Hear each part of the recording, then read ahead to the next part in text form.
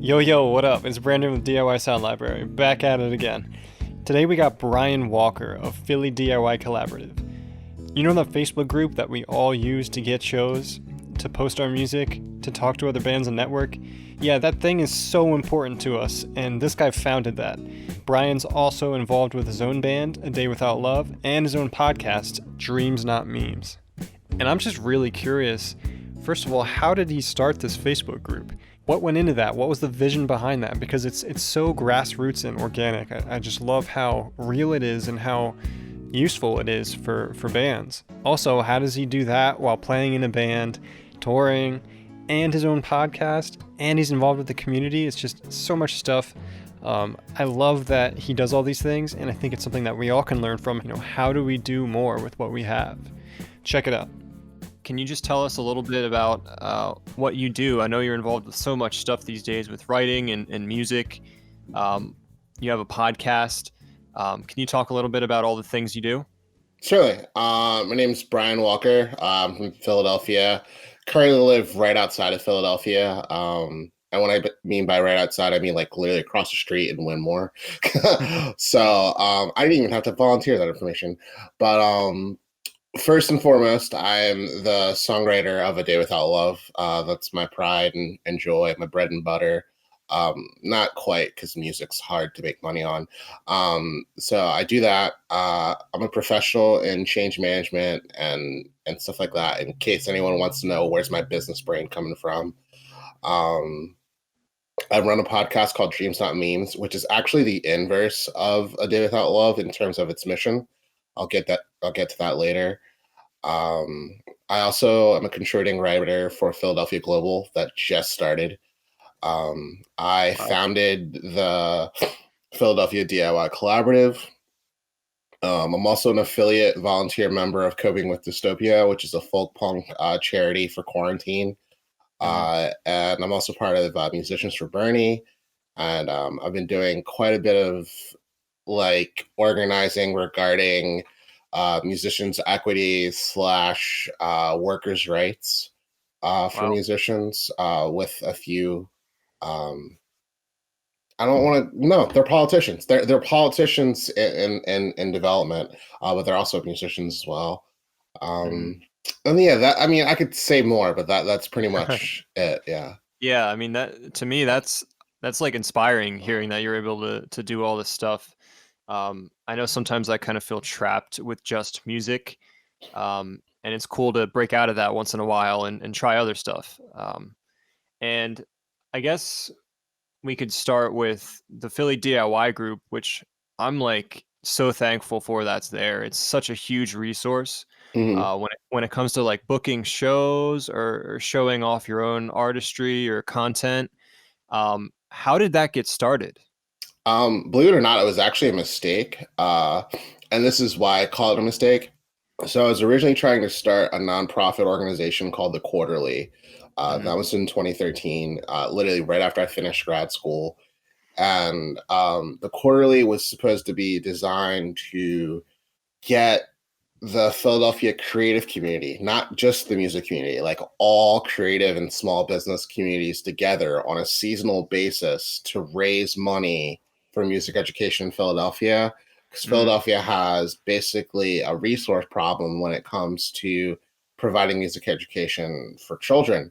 And I found that out because a friend of mine created a documentary called Rise of the Tigers. And Rise of the Tigers was a documentary about football access. A lot of high schools in Philadelphia don't have football teams because they don't have the access to it due to their budgeting. And that correlates to a lot of problems such as gang violence, / street violence, drug use, dropping out, lack of engagement in education. So I was just like, how can I help to this problem, but from my own lens? And I was like, I know what I'll do. I'll start an organization and an NPO endeavor, and we had like 4 or 5 events, and we did raise some money, and the money went to Rock to the Future, which is a 501c3 nonprofit. I did like a SWOT analysis, and for people that don't know what that is, that's a strengths, weaknesses, opportunities, and threat analysis. And then I also did like an if-then analysis, and I just like looked at all the risks And I was like, as much as I want to do this, it's not going to work. Hmm. Because I realized one, my networking tool, which was the Philadelphia DIY Collaborative, it was a networking tool for a nonprofit, not for music at all. I mean, it Wow. was music related, but it was really organizationally sound. Like I wasn't trying to like uplift A Day Without Love. I wasn't trying to like get tour dates. At the time of 2013, I was like, people who tour are dumb. I'm tired of seeing Kickstarters like fund my tour. Like that's where my mind was at, right? Yeah, yeah, Uh, yeah. which is ironic because like flash forward 7 years later, like I've literally played in 22 states. But that being beside the point, I started that group with a very altruistic, charitable endeavor, and it's still an altruistic Yeah. has an altruistic purpose because like even though people say I post there every day, I'm like I really post there like once every 3 weeks. You know what I mean? Yeah, Um, yeah. That's I awesome. really that was like kind of how it happened. Now, in terms of like how did it get huge, I didn't control that. That was all God. So Yeah. Wow. yeah. That's So amazing though. I mean, yeah. just I feel like that's got to be a part of why it is successful. It's just so to me it's so grassroots and so organic that that's why I keep coming back. Like the real interaction you get with people and actual people who play these shows or can help you out with whatever it is. It's so real to me, so that's why I think it's a legit thing and that's why it grew. Yeah, and it's still Yeah. growing. So Yeah, it's insane. I love it. I see it kind of as like a resource, really, for any kind of band, or artist, or whatever you do for the area. Is that how you see it, as like a resource, or do you see it more like a community of people, or how do you see it specifically? I see it as both. Hmm. Because like keep in mind, like when it comes to internet usage, there's a percentage of people that just read, but they never engage. Yeah. Why they don't engage can I call it cyber introversion. I call because it's like, an introvert is all about like, um, what can I process within as opposed to process without. Because like extroverts are usually like, I need to get external stimuli. So, Hmm. they're probably like scrolling left and right. Like those are the real scrollers that are getting that anxiety. Yeah. And then, they take whatever they want from that, like from going in that group. Whereas there's definitely another sample of what you could call engagers. I hope no one quotes me and makes a chart out of this because there is no empiricism behind this. um, Yeah. Yeah. and those are the people that are commenting and going like, the industry sucks. All right, let's hear your music. I don't have any. Like, oh, okay. And then there's your other percentage, and we have to take those people out, and that's like robots, virus people, bigots, et cetera, et cetera. But like one way or the other, I see from a community, there's people that just like seeing people post and support out if Hmm. they can or engage. And then there's people that are like actively talking every day. Yeah. Facebook even like has a percentage chart where they like show you that stuff. Oh wow. Um, So you can see analytics on that, I guess, being the admin. yeah, and I mean, I used to share them, and then I realized like no one really cared, so then I was like, all right, not going to share this. And the reason why I was sharing them was to create an accountability or awareness of like how not diverse music is, because there's definitely limits to the dashboards, such as like they don't show race, they don't show religion or things like that, but they do show like gender breakdowns, they show estimated age breakdowns, things like that. Hmm. um, and I really wanted to show that like it's not just America, it's Philadelphia too. Like we need to break down these walls that doesn't make music or arts as accessible. So, and this is just Hmm. one representation of it. Right, right. Yeah, I noticed when I comment, sometimes it shows like the little coffee symbol, like I'm I guess a conversation starter, it says once in a Yep. while. I don't know. But yeah, it's interesting to see that. And yeah, so you have that going, which I love, and then you also started your Dreams Not Memes podcast. So I'm really curious, what's the vision behind that, and does that link up with the group in any way? No, it's actually linked completely to A Day Without Love. So, A Day Without Okay. Love, the band, The mission of A Day Without Love is for me to tell my story about how I rose above adversity, um, through my own lens. I mean, it's much more than that, but that's like the one sentence pitch, if you will. Hmm. Um, so while I was on tour in Portland, Maine, about a year and a week ago, the podcast just turned one. I was on tour with Brandon Bauer of Past Life, and People Eating Fruit, and we were just talking, and we were listening to a Bill Withers podcast, and like Brandon just goes, "Dude, you should start a podcast." And I was like, "I mean, maybe." And Yeah. then I was like, "I don't want it to sound like NPR-y. Like I like NPR, but at the same time, like a lot of NPR podcasts are just so scripted, so boring, and it'll be like, hello, we are at the DIY sound library. What is sound? Like I was like, Yeah, that's yeah, not yeah, my personality, and that's yeah. no one I'm going to talk to. It's so like So corporate and like strict. Yeah. exactly, and keep in mind, like my non-music background, as I alluded to, like I've worked for so many different industries, not always corporate, but still, I know what it's like. So I was saying, like, what could I do? I was like, I'm not going to just simply talk about myself. I'm going to have people on this. So I first started just trying to tell the stories behind my songs because I have a very large music catalog, Hmm. for the short amount of time I've been playing music. But I was like, let's do that. And then those stories behind the songs started becoming stories behind about people that I've worked with. Yeah. And I redefined the mission of Dreams Not Memes to be stories about people's ambitions and how they rise above their own adversity. So that's what I mean by the inverse of A Day Without Love. A Day Without Love is like me and how I'm overcoming myself in the world.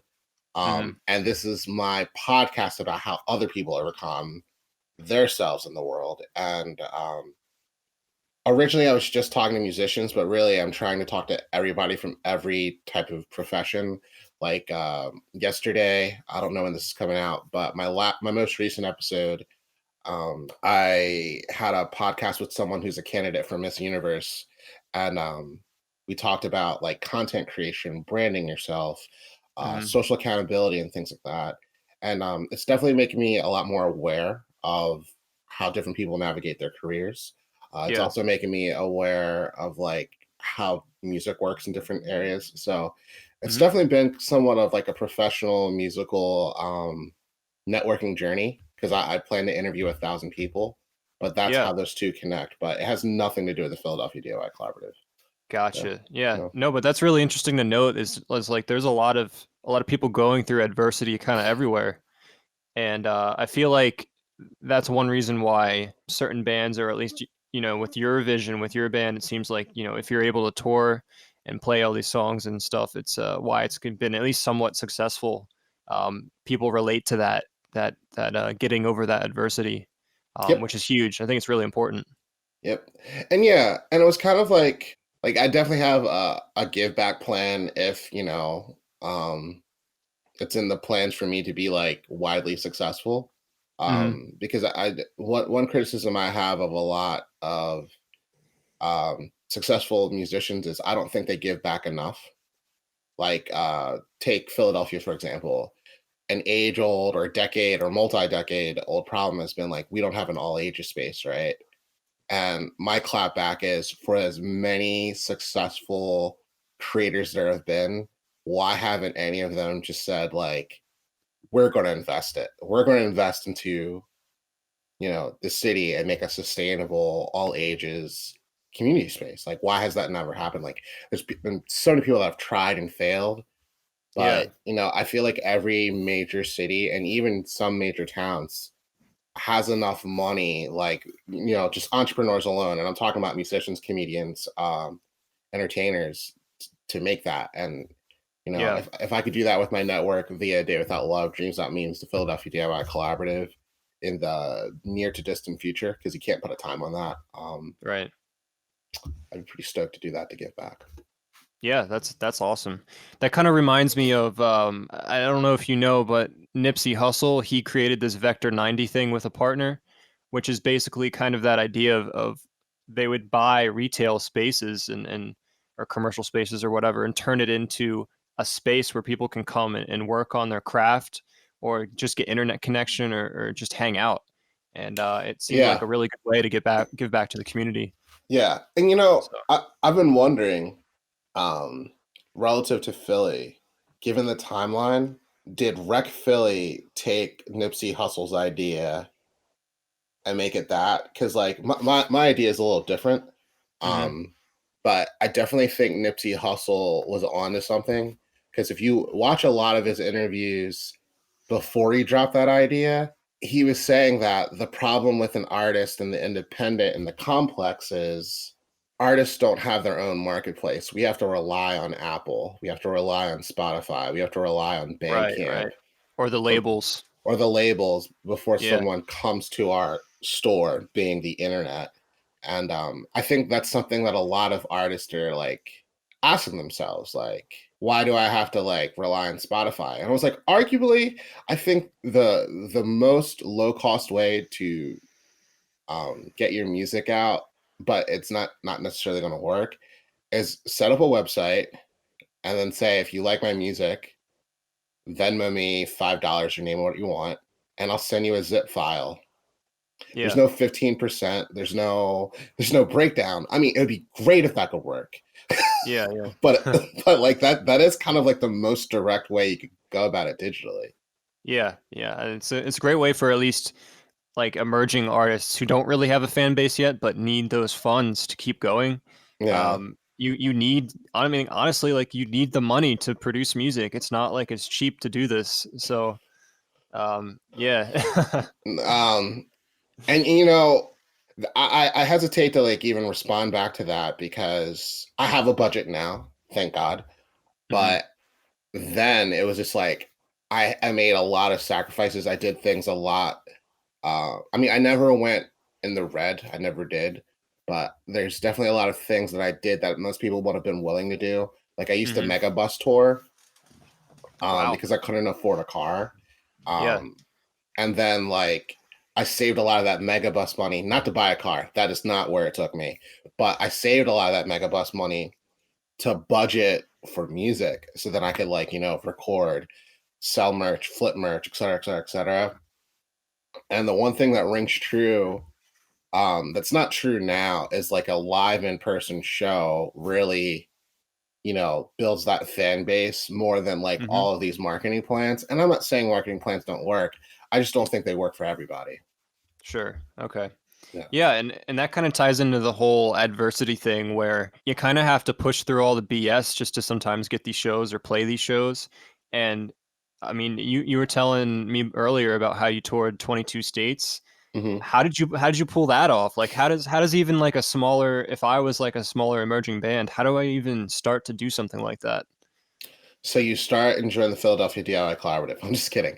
Um, so I might want to allude that my longest tour was like, 19, 20 days, but like over time I've covered 22 states. I have not done a 22-day tour yet. Sure. But I would always do different runs and I like really kind of built my touring like black book or a Rolodex, if you want to call it, through one, playing different kinds of music, and two, I started in one town at a time. So my first official touring date was on 4/20, 2015. So I've only been touring for 5 years. And I Yeah. want to say four because 2020 is not real. Like what we're doing right now is not real. I'm totally Yeah, yeah. kidding. Totally kidding. Um, and how I did that was I talked to someone who found me on Bandcamp, and I was just like, "Can I play at a venue you book at, or someone that books?" And they were like, "Sure." And they were like, "Play at Mr. Roboto." Set up the date. They got me my locals, and then bam. And then I met some people, and they were like, "Hey, you should play in State College." I was like, "Oh, cool. I went to Penn State." Bam. And then State College was like, "Hey, you should play in upstate New York." Bam. New York was like, "Hey, you should play in Jersey." And then literally every show you play, you should be getting like another connection to another town. Mm, Because like if I were to give like a big three, like what do you need to do? It's actually not what most people would think. It's like one, contact those touring bands. If you see a touring band that you like, Don't say like, oh, I have a date, or oh, I have work the next day. Go to that show locally and talk to those touring bands and shop yourself, because even if you're not playing, they'll still talk to you. Yeah. Two, listen to as much music that you like and try to network around that outside of your town. There's a documentary, I can't remember who it was, but it's like, if you're good in your town, get good everywhere else. So like, Hmm. don't discriminate if it's beyond your means, and think that it's beyond your means. So like, for example, just in Philadelphia, there's venues that pay very well that could also get you touring contacts. Like there's Forest, Maine. Forest and Maine is an Ambler, and depending on where you're in Philly, it's either 5 minutes outside of Philly or 45 minutes outside of Philly. And they pay $100, but they're always having touring acts, right? So you can like make touring connects there. I've done that before. Or Hmm. there's Phoenixville and Steel City and John Eyrick and all those people. They're always having touring acts. So like, make sure that you're networking with bookers too. That's number two. And three, I would say like, think beyond your local base, because I don't want to just keep this to Philly, even though this is like a Philly podcast.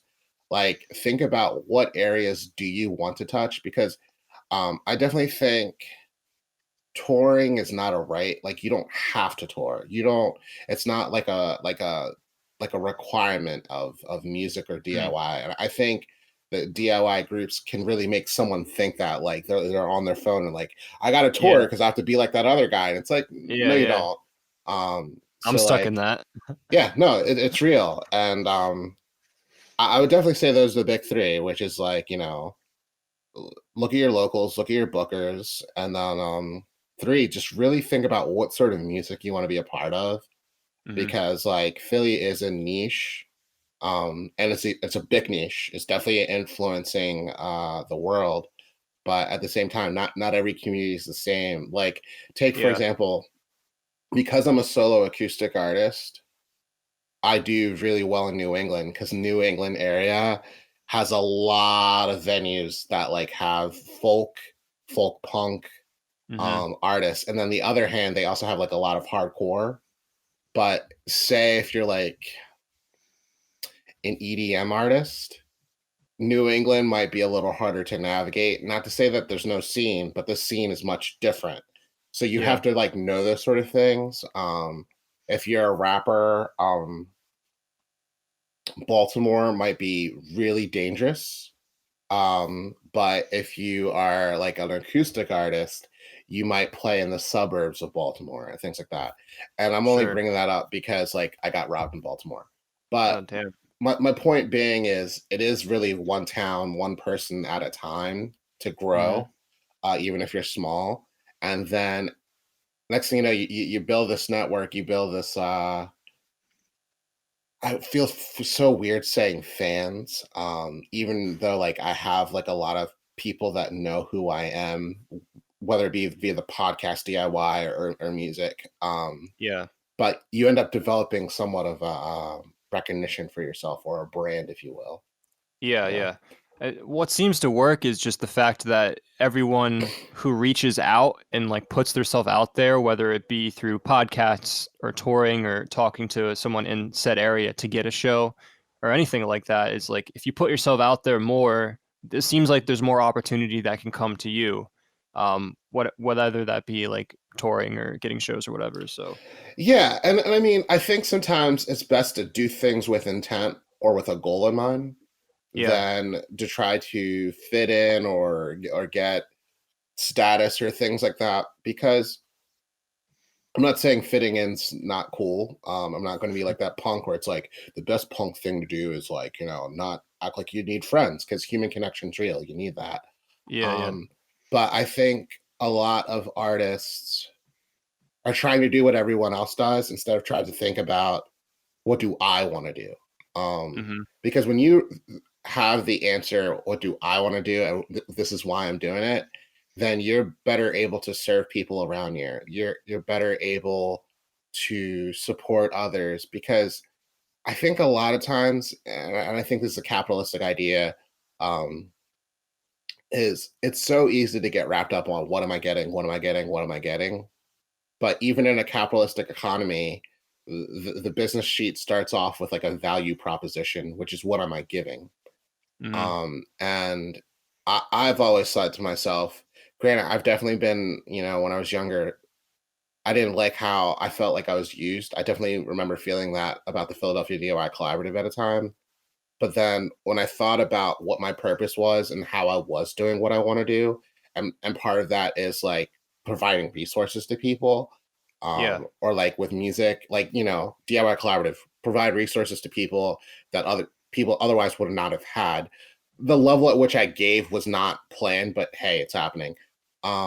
Music, create a story about people like myself that like, and I don't just mean black, I mean so many other things about myself that don't really get the time to hear that story. Hmm.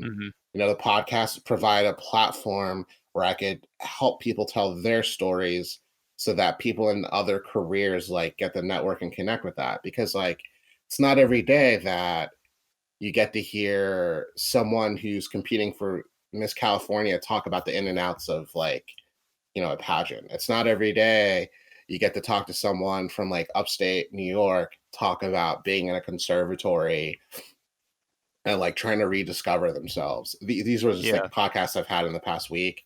Um, Hmm. and I thought like, in all things that I'm doing, like, yes, I'm getting things back, but these are really things I'm providing to people because Sure. I think my organizational business psychology mind can provide those skills and I can still be creatively fulfilled. Yeah, so Yeah. it's really about just providing that value and finding that within yourself and finding your own goals, Yep. but still giving that value out. Yep. Yeah, no matter what you do. Because if you're not giving, people probably don't want to give back to you. Um, Hmm. and it sounds so cheesy and cliche, but it's very true. Right. Uh, Right. Yeah, I definitely believe in that too. Can you talk just a little bit about your whole entrepreneurial spirit? Because being involved in all these things must be difficult, and so you got to have some kind of drive and knowledge to keep it all going. How do you yes. keep that going? I drink Red Bull 7 times a day and I do 10 push-ups and then I crash and then I automate my no, I'm kidding. This is all a joke. Cocaine, So people. um so I think my entrepreneurial spirit was something I wasn't aware of until like a friend of mine like told me about it and I started becoming aware about it. Hmm. And I think my first time of acting entrepreneurial really came out of church and being part of a grassroots activist organization called Youth Action. In church, I was a junior deacon. We did a lot of activist work, like, helping those in need, like, soup kitchens and stuff like that. And then in Youth Action, we did a lot of marching and organizing for things like literacy, and helping youth like get into college. Because Philadelphia, when I was in high school, a lot of kids didn't have like a guidance counselor to like get into college or access to a college application. So those are sort of Sure. things I was doing. So I think Yeah. my entrepreneurship came out of like being part of volunteer communities, grassroots organizations that like wanted to do something about change. And then when I was, Hmm. so I like got influenced by all these mentors and things like that. And I think that sort of like stuck onto me. Also, I was raised by my grandparents, and my grandparents definitely have a start it from the bottom story. But Hmm. there were things about their lives that I felt were entrepreneurial, such as like my grandfather like was a writer, like he like wrote books, but he also worked for like license and inspections and he was a fire inspector and things like that. Or my grandmother, uh, you know, barely graduated high school, but she became an English teacher. And then, like, she did her own thing, like helping the community. So I always thought, entrepreneurship isn't so much how can we capitalize, how can we gain so much, like robber barons of like Just Revolution. But entrepreneurship is really getting back to my original point, my previous point rather, about how can we give, how can we support society? Because even the biggest organizations started with a mission to help people but Yeah. their Yeah. ego got out of the way. Like I Sure. think Yeah. I think Coca-Cola's mission is like to provide entertainment products to make people have fun or so it's something along those lines. but Yeah. they became so much more of that. They became the like diabetes contributor of the world. Yeah. Like, Yeah. Yeah. so Yeah. that's something that's never in my line. Like, like Yeah. my mission. Like I really want to help and change and support Yeah. different things that are important to me.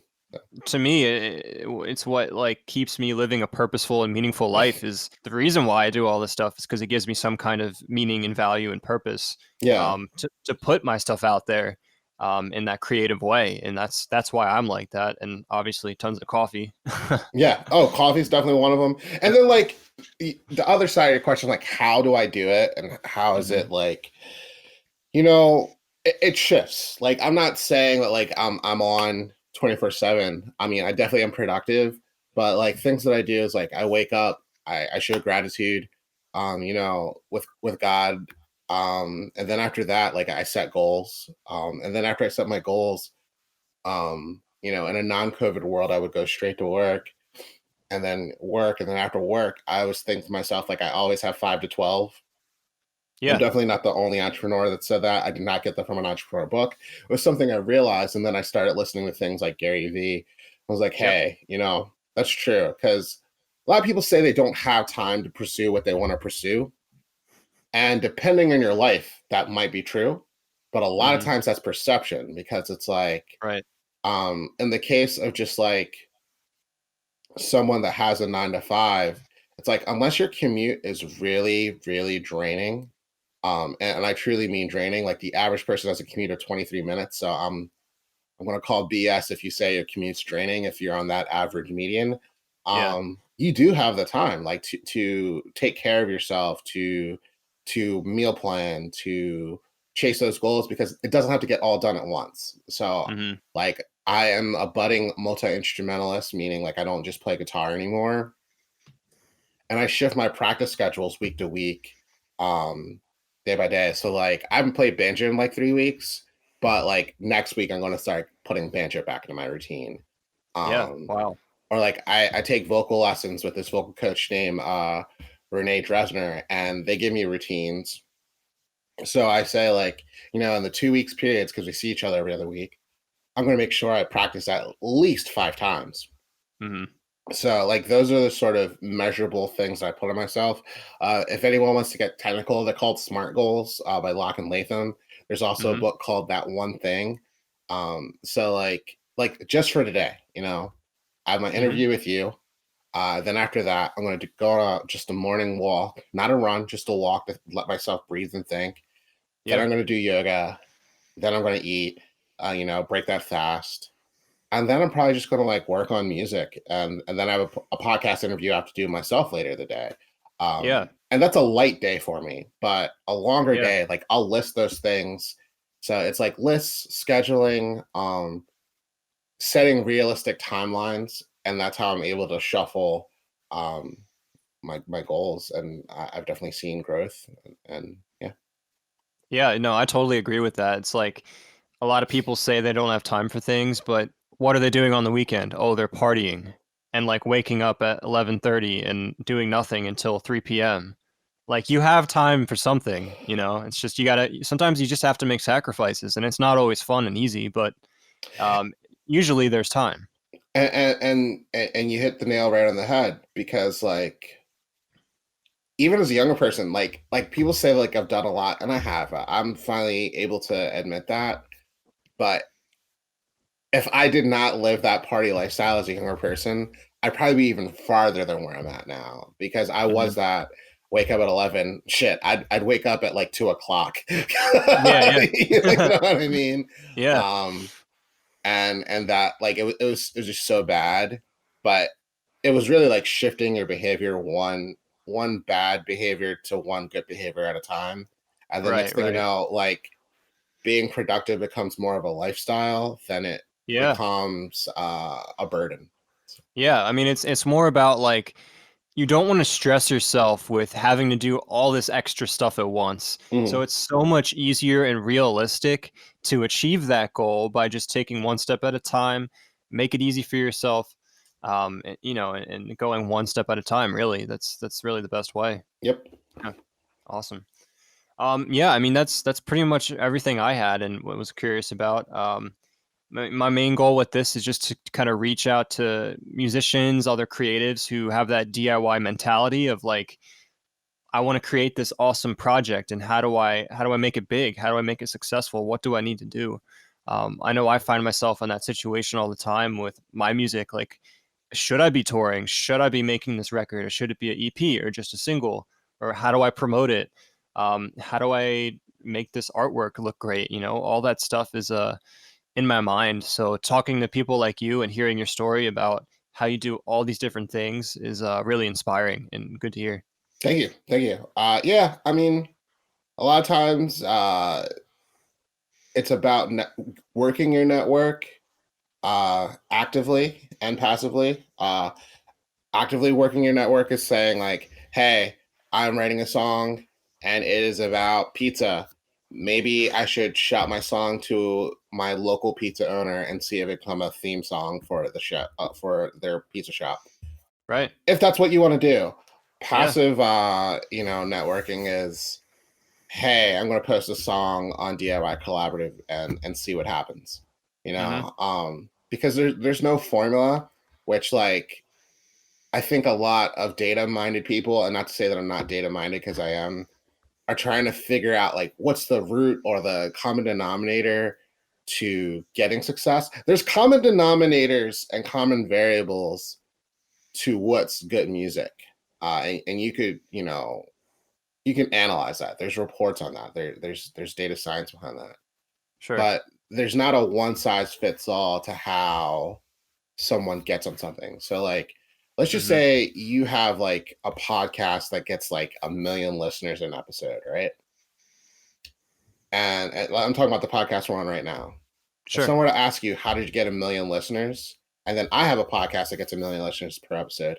Guarantee our stories are going to be different. And then you're going to be like, wait, let me ask the next person, the next person. And they all have a Yeah. different reason, but there might be a common denominator of behavior, like consistency.